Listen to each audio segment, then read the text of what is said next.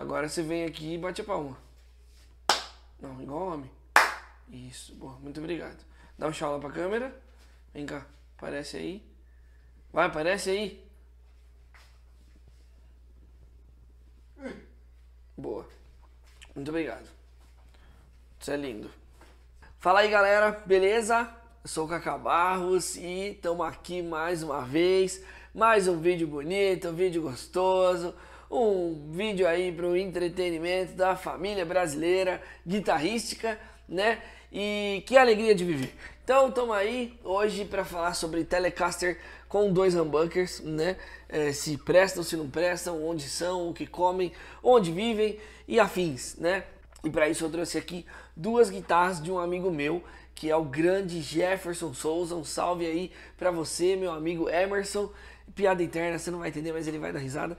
Enfim, o Jefferson é um luthier amigo meu que construiu essas duas guitarras aqui e ficaram fantásticas. Aí eu pedi para ele, falei, mano, empresta para mim para eu gravar um vídeo e mostrar lá no canal. Afinal de contas, a gente tem que enaltecer aí, né, o trabalho da galera aqui do Brasil, né? Eu sou artista da SGT, mas não é por isso que eu não posso falar bem de outras marcas, outras pessoas que fazem um trabalho fantástico. Então, o Jefferson ele construiu essas duas guitarras aqui já tem um tempo. Essa daqui é mais nova, essa aqui já tem um tempinho, é de 2012, e essa aqui ele terminou ano passado, se não me engano.